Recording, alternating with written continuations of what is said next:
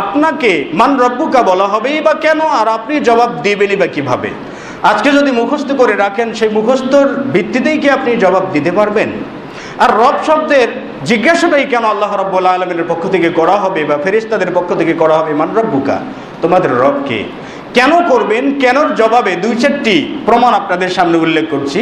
আল্লাহ রাব্বুল আলামিন যখন আদম আলাইহিস সালাতু ওয়াস সালামকে সৃষ্টি করলেন, আন উবাই ইবনে কাব রাদিয়াল্লাহু তাআলা আনহু قال في قوله تعالى, উবাই বিন কাব থেকে বর্ণিত, তিনি আল্লাহ রাব্বুল আলামিনের এই কথা, ওয়াইদ আখাযা রাব্বুকা মিন বানি আদামা মিন যুহুরিহিম ওয়া যুররিয়াতাহুম ওয়া আশহাদাহুম আলা আনফুসিহিম। ওই আয়াতে কারিমের ব্যাপারে, যে আয়াতে কারিমায় যখন আপনার প্রতিপালক আদম সন্তানদের পক্ষ থেকে প্রতিশ্রুতি নিলেন, অঙ্গীকার নিলেন, কিভাবে? আদম আলাইহিস সালাতু ওয়াস সালামকে সৃষ্টি করলেন, এরপরে আদমের পিঠ থেকে আত্মাগুলোকে বের করলেন, সুম্মা জামাআহুম, সকলকে একত্রিত করলেন, জমা করলেন, সুম্মা জাআলা ফীহিম আরওয়াহান, এরপর এই সকলগুলোর মাঝে আত্মা দিয়ে দিলেন, সুম্মা সাওয়ারাহুম, অতঃপর তাদেরকে আকৃতিও প্রদান করলেন। আকৃতি প্রদান করার পরে আল্লাহ রাব্বুল আলামিনের পক্ষ থেকে বলা হচ্ছে, আলাস্তু বিরব্বিকুম, আমি কি তোমাদের রব নই? জিজ্ঞাসা করছেন আল্লাহ রাব্বুল আলামিন। প্রথম প্রশ্ন আদম সন্তানের জন্য, প্রথম প্রশ্ন, আলাস্তু বিরব্বিকুম, আমি কি তোমাদের রব নই? আমি কি তোমাদের মুনিব নই? দেখুন, আদম সন্তানকে আল্লাহ রাব্বুল আলামিন কেবলমাত্র সৃষ্টি করছেন, তাদেরকে প্রতিপালন করেন নাই, হাজার হাজার বছরও তাদেরকে পালেন নাই। আল্লাহ রাব্বুল আলামিন জিজ্ঞাসা করলেন, আলাস্তু বিরব্বিকুম, আমি কি তোমাদের রব নই? ক্বালু বালা, তখন সকল সন্তানরা বলে উঠল, বালা, হ্যাঁ আপনি আমাদের রব, আনতা রব্বি আনতা রব্বিনা, আপনি আমাদের প্রতিপালক। সকলেই সেই দিন প্রথম প্রশ্ন ছিল রব দিয়ে, জবাবটাও মুসলিমদের ছিল, তথা আদম সন্তানদের জবাবটাও ছিল রব দিয়ে। রব দিয়ে জবাব দিয়ে যখন আমরা পৃথিবীতে এসেছি, এর অর্থ হচ্ছে, যেমন মনে করেন বাচ্চারা যখন জন্মগ্রহণ করে, জন্মগ্রহণ করার পরেই তার কানে আজান দিতে হয় কেন? হয়তোবা সেটা তাহকিকের ব্যাপারে কোনো সময় জয়ীব বা সহি প্রমাণিত হয়েছে। আজান দেওয়া হয় কেন? প্রথমত যাতে বাচ্চার অন্তরে প্রথমত আল্লাহ রাব্বুল আলামিনের নামটাকে খোদাই করে দেওয়া যায়, স্বর্ণাক্ষরে লিখে দেওয়া যায়। অনুরূপভাবে আল্লাহ রাব্বুল আলামিন সেই দিনে জিজ্ঞেস করলেন, আলাস্তু বিরব্বিকুম, আমি কি তোমাদের রব নই? প্রথম প্রশ্ন রব দিয়ে, আর আদম সন্তানদের প্রথম জবাবটাই রব, অর্থাৎ আদম সন্তানদের অন্তরে রব শব্দকে খোদাই করে দিয়ে আল্লাহ রাব্বুল আলামিন পৃথিবীতে পাঠিয়েছেন। আর পৃথিবীতে যদি আমরা রবকে রব বলে না জানি, রবের কৃতজ্ঞতায় যদি আমরা না যাই, তাহলে আমাদের চাইতে বিশ্বাসঘাতক আর জাতি কে বা হতে পারে? সেই রবের উপরে, সেই প্রতিশ্রুতির উপরে যদি পৃথিবীতে আমরা জীবন যাপন করতে পারি, তাহলে আশা করা যায় খবরের সওয়াল জবাবটা সহজ হয়ে যাবে। এবং পৃথিবীতে যখন আমরা আসলাম, সেখান থেকে পৃথিবীতে আসলাম, পৃথিবীতে আসার পরে যতগুলো আম্বিয়া ইকরামগণ এসেছেন, বেশিরভাগ আম্বিয়া ইকরামগণ যখনই তারা বিপদে পড়েছেন, বিপদে পড়েই তারা আল্লাহ রাব্বুল আলামিনের কাছে দোয়া করেছেন। যে দোয়াগুলো করেছেন, প্রত্যেকটা দোয়ার মধ্যে রব শব্দের ডাক দিয়ে দোয়া করেছেন।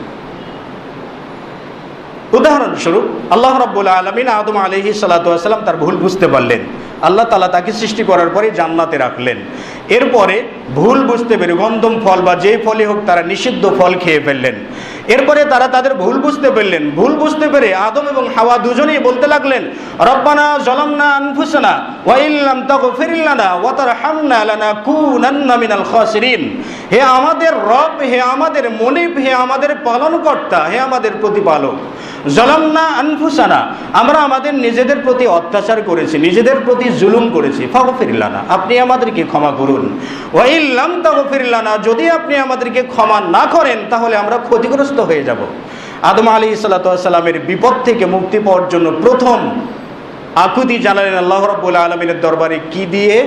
রব্বানা, রব্বুল আলামিনের দরবারে ফরিয়াদ করলেন। কিন্তু আজকে বিপদে পড়লে কোথায় যায়? ওই যে মাজারে যে বাবা সন্তান দাও, অমুক জায়গাতে বলে, হুজুর আমার বড় বিপদ, আপনি একটা তাবিজ দিন। তো হুজুর ঝাড়ফুঁক দিয়ে দিলেন, তাবিজ দিলেন, তালা পড়ে দিলেন, তারপরে চাটাই পরে দিলেন, সুটকি পরে দিলেন, এই সবগুলো দিয়ে নাকি আপনি মুক্তি পাবেন। কিন্তু আমরা কেন, আমাদের তো বিপদ হতে পারে, কেন আমরা রব্বুল আলামিনের দরবারে ফরিয়াদ করতে পারি না? কেন পারি না? ইব্রাহিম আলাইহিস সালাতু ওয়াস সালাম যখন হাজরা আলাইহিস সালাতু ওয়াস সালামকে এবং পুত্র ইসমাইলকে রেখে আসলেন কোথায়? মক্কাতে, মক্কার পার্শ্ববর্তী জায়গাতে, সেখানে রেখে আসলেন। আর ইব্রাহিম আলাইহিস সালাম তাদেরকে রেখে চলে যাচ্ছিলেন পিছনের দিকে না তাকিয়েই। হাজরা আলাইহিস সালাম জিজ্ঞাসা করছেন যে ইয়া ইব্রাহিম আইনা তাযহাব, হে ইব্রাহিম তুমি কোথায় যাও? আরে তাতরুকুনা মাকানান, এমন জায়গাতে আমাদেরকে ছেড়ে যাচ্ছ যে জায়গাতে মানুষও থাকে না, জিনও থাকে না, কোনো পশু পাখিও থাকে না, এমন নির্জন জায়গাতে ফেলে তুমি কোথায় যাও? ইব্রাহিম আগে আগে যাচ্ছেন, হাজরা পিছে পিছে দৌড়িয়ে যাচ্ছে, কোথায় যাচ্ছ তুমি আমাদেরকে রেখে? হাজরা আলাইহিস সালাম বললেন যে আল্লাহু আমারাকা বিহাদা, আল্লাহ রাব্বুল আলামিনকে আমাদেরকে রেখে তোমাকে যাওয়ার জন্য নির্দেশ দিয়েছেন? ইব্রাহিম আলাইহিস সালাম তার দিকে না তাকিয়েই বললেন নাম, হ্যাঁ। তখন হাজরা আলাইহিস সালাম বললেন এখন তো আর সে লা ইউরাজিআহা, সে তো আর কখনো আর আমাদের কাছে ফিরে আসবে না। তিনি বললেন যদি আল্লাহর নির্দেশেই হয়ে থাকে তাহলে আপনার নির্দেশ পালন করুন। ইব্রাহিম আলাইহিস সালাম যখন সানিয়া নামক উপত্যকাতে আসলেন, তখন ইব্রাহিম আলাইহিস সালাম এই বিপদ থেকে একটি বাচ্চা, আপনার সন্তানকে আর আপনার স্ত্রীকে, আদরের স্ত্রী বা সোহাগের স্ত্রীকে, আপনাকে যদি বলা হয় যে চট্টগ্রাম, পার্বত্য চট্টগ্রামের বনের মধ্যে আপনার সন্তান বা স্ত্রীকে রেখে আসতে হবে একা একা, কেউ আসবেন? কেউ তো আসবেন না। আপনার নিজের জীবন দিয়ে হলেও তাদেরকে নিয়ে আসবেন। চাইলে আপনি আগে মারা যাবেন, তারপরেও তাদের যাতে কোনো ক্ষতি না হয়। ইব্রাহিম আলাইহিস সালাম রেখে আসলেন, কঠিন একটা পরীক্ষার সম্মুখীন হয়ে তিনি রেখে আসলেন। এরপরে যখন সানিয়া নামক জায়গাতে আসলেন, তিনি দোয়া করলেন রব্বানা ইন্নী আসকানতু মিন যুররিয়াতিন বিওয়াদিন গায়রি যি যারইন ইনদা বাইতিকাল মুহাররাম, হে আমার প্রতিপালক, আমি আমার সন্তানদেরকে এমন একটা উপত্যকায়, এমন একটি মরু অঞ্চলে রেখে আসলাম যেখানে কোনো ফসল উৎপাদন হয় না, যেখানে লোকজনদের কোনো বিচরণ হয় না, সেখানে কোনো মানুষজন থাকে না। ইয়া রাব্বুল আলামিন, আপনি তাদেরকে তারা যাতে লিউকিমুস সালাতা, তারা যাতে সালাত আদা করে, এরপরে আপনি মানুষের অন্তরদেরকে সেই দিকে মাইল করে দিন, সেই দিকে ধাবিত করে দিন, মানুষেরা যাতে সেখানে যে জীবনযাপন করতে থাকে বসতি গাড়ে, তাদেরকে ফল থেকে খাবার প্রদান করুন, লাআল্লাহুম ইয়াশকুরুন, সম্ভবত তারা কৃতজ্ঞই থাকবে। ইব্রাহিম আলাইহিস সালাম দোয়া করলেন, আল্লাহ দোয়া কবুল করলেন। পৃথিবীতে, সারা পৃথিবী জুড়ে যত ফল উৎপাদন হয়, মাত্র সৌদি আরবেই তার কয়েক গুণ ফল উৎপাদিত হয়। এটা আল্লাহ রাব্বুল আলামিনের বরকত। ইব্রাহিম আলাইহিস সালাম দোয়া করলেন বিপদ থেকে মুক্তির জন্য, কি শব্দ দিয়ে? রব শব্দ দিয়ে। আরও বিপদে পড়েছিলেন, সে সকল বিপদ থেকে যখন ইব্রাহিম আলাইহিস সালামের উপরে আল্লাহ রাব্বুল আলামিন নির্দেশনামা পাঠালেন, ইব্রাহিম যে ইসমাইলকে বলছেন যে ইয়া ইসমাইল, হে ইসমাইল, আল্লাহ রাব্বুল আলামিনের পক্ষ থেকে একটি কাজ করার জন্য নির্দেশ দেওয়া হয়েছে। ইব্রাহিম আলাইহিস সালাম বললেন করে ফেলুন। আল্লাহ রাব্বুল আলামিনের পক্ষ থেকে এই নগরীতে একটা মসজিদ, একটি ঘর বানানোর নির্দেশ দিয়েছেন। কথায় কাজে লেগে গেলেন। ইব্রাহিম আলাইহিস সালাম পাথর এনে দিচ্ছেন। ইব্রাহিম আলাইহিস সালাম কারিগরের মতো পাথরগুলোকে এক পাথরের উপরে আর এক পাথর রেখে আমাদের কাবা তৈরি করছেন। যখন উপরে উঠে গেল তখন পাথর একটি পায়ের নিচে রেখে নিজে উঁচু হয়ে এরপরে তিনি নির্মাণ করলেন। এই নির্মাণ করার সময় ইব্রাহিম এবং ইসমাইল তারা দুজনেই বলতেছিলেন রব্বানা তাকাব্বাল মিন্না ইন্নাকা আনতাস সামিউল আলিম, হে আমাদের প্রতিপালক, তাকাব্বাল মিন্না, আপনি আমাদের পক্ষ থেকে যে কাজটাই আমরা করছি এটা আপনি কবুল করে নিন, নিশ্চয় আপনি সর্বাধিক শ্রোতা, নিশ্চয় আপনি সর্বজ্ঞাত। জাকারিয়া আলাইহিস সালাম বার্ধক্য বয়স পর্যন্ত সন্তান পাচ্ছিলেন না। তিনি বলছিলেন যে রব্বি, হে আমার প্রতিপালক, রব্বি, আপনি আমাকে ওয়ারিসহীন রাখবেন না, আমাকে সন্তান দান করুন। এই যে বিপদ থেকে মুক্তি পাওয়ার জন্য, ঈসা আলাইহিস সালাম বিপদ থেকে মুক্তির জন্য তিনিও রব শব্দ দিয়েই দোয়া করেছিলেন। তো সর্বশেষ একটি সিদ্ধান্তে উপনীত হওয়া যায় যে পৃথিবীতে যত নবী রাসূলগণ এসেছিলেন তাদের দোয়ার প্রথম শব্দটাই ছিল রব্বানা, রব শব্দ দিয়ে। এর অর্থ হচ্ছে রব শব্দের সাথে আল্লাহ রাব্বুল আলামিনের আলাদা একটা সম্পর্ক আছে। কিভাবে জানেন?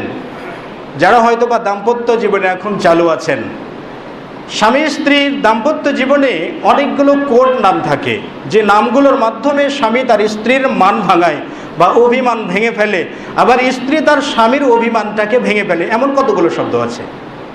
আপনি হয়তো খুব রাগ করলে হয়তো স্ত্রীর কাছে সেই শব্দটা বা সেই ডাকটা পেলে আপনি ভুলে যান সবগুলো অপরাধ, স্ত্রীর সব অপরাধ ভুলে যান। যেমন আয়েশা সিদ্দিকাকে নবী সাল্লাল্লাহু আলাইহি ওয়াসাল্লাম বলছিলেন যে আয়েশা, ইদা আনতা রাদিন আ'লামু, যখন তুমি আমার উপরে খুশি থাকো তখন সেটাও আমি জানি, আবার যখন তুমি আমার উপরে নারাজ থাকো, রেগে থাকো, তাও আমি জানি। আয়েশা সিদ্দিকা বললেন যে কাইফা আনতা ইয়া রাসূলুল্লাহ, কিভাবে আপনি সেটা জানেন? নবী সাল্লাল্লাহু আলাইহি ওয়াসাল্লাম বললেন যে আয়েশা, যখন তুমি আমার উপরে সন্তুষ্ট থাকো, রাজি থাকো, খুশি থাকো, তখন কোনো কাজ যদি না করতে চাও তখন তুমি বলো লা ওয়া রাব্বি মুহাম্মাদিন সাল্লাল্লাহু আলাইহি ওয়াসাল্লাম, না এরূপ নয়, আমি মুহাম্মাদের প্রতিপালকের কসম করে বলছি, এরকম নয়। তখন আমি বুঝতে পারি যে তুমি আমার উপরে খুশি আছো, রাজি আছো। আর যখন তুমি আমার উপরে নারাজ থাকো তখন তুমি বলো লা ওয়া রাব্বি ইব্রাহিম, ইব্রাহিমের প্রতিপালকের কসম করে বলছি, এরকম হবে না, সম্ভব নয়। তো যখন তুমি আমার উপরে রাজি থাকো তখন রব্বি মুহাম্মদ উল্লেখ করো, যখন তুমি আমার উপরে নারাজ থাকো তখন তুমি লা ওয়া রাব্বি ইব্রাহিম, মানে আমার নামটাও তোমার জবানে আর আসতে চায় না, তখনই বুঝতে পারি তুমি রাগান্বিত অবস্থায় থাকো। ফাদাহিকাত আয়েশা রাদিয়াল্লাহু তাআলা আনহা, তখনই আয়েশা রাদিয়াল্লাহু তাআলা আনহা হেসে দিলেন। মানে এক সময় কোনো একটা বিবাদের কারণে দুজনের মাঝে অভিমান চলছিল, অভিমানকে ভাঙার জন্য নবী সাল্লাল্লাহু আলাইহি সাল্লাম এইরকম সত্য একটা পদ্ধতি অবলম্বন করলেন। তো অনেকগুলো ব্যক্তিবর্গ আছে না, স্ত্রী থাকলে স্ত্রীর সঙ্গে কথা বলার আগে লাঠি উঠে, এমন আছে না, মানে বউ মারার কন্ট্রাক্টর কতগুলো ব্যক্তিবর্গ আছেন। তো আসলে গোমড়া মুখে ব্যক্তি বা এই যে মুখ চাপানো ব্যক্তি কথা বলতে চায় না, স্ত্রীর সঙ্গে ভালোভাবে প্রেম নিবেদন করতে চায় না, এইরকম ব্যক্তিদের জন্য আসলে শরীয়তে নিন্দাবাদী ব্যক্ত করা হয়েছে। তো নবী সাল্লাল্লাহু আলাইহি ওয়াসাল্লাম রসিক ছিলেন, তো স্ত্রীর অভিমান ভাঙার জন্য আলাদা একটা শব্দ স্বামীর কাছে থাকে, স্ত্রীর কাছেও থাকে। সেটা হয়তো বা ওপেন নয়, সেটা আভ্যন্তরীণ ব্যাপার, কে কাকে কিভাবে খুশি করে তার ব্যাপার। কারণ উভয়ের মাঝে বন্ধুত্ব আছে, ভালোবাসা আছে। পৃথিবীতে সবচাইতে বেশি মহাব্বত, সবচাইতে বেশি ভালোবাসা রয়েছে স্বামী স্ত্রীর মাঝে। অনুরূপভাবে আল্লাহ এবং তার বান্দার মাঝেরও মহাব্বত আছে, ভালোবাসা আছে, প্রেম আছে। এই প্রেম নিবেদনের ক্ষেত্রে যখন আল্লাহ রাব্বুল আলামিন বান্দার উপরে ক্রোধান্বিত হন, আর এই আল্লাহ রাব্বুল আলামিনের ক্রোধকে ভাঙার জন্য, আল্লাহ রাব্বুল আলামিনের অভিমানকে ভাঙার জন্য রব শব্দ ব্যবহার করলে আল্লাহ রাব্বুল আলামিন আর কখনো ফিরে দেন না। এ যাবৎ কখনো ফিরে দিয়েছেন আমার জানা নেই। কারণ যতগুলো নবী রাসূল এসেছেন রব শব্দ দিয়ে চেয়েছেন, আল্লাহ রাব্বুল আলামিন কাউকে ফেরত দেননি। ঈসা আলাইহিস সালাতু ওয়াস সালামকে ফেরত দেননি। মুসা আলাইহিস সালাতু ওয়াস সালাম তিহি ময়দানে গিয়ে দোয়া করেছিলেন, সেখানেও মান্না সালওয়া নাজিল করেছিলেন, ফেরত দেননি।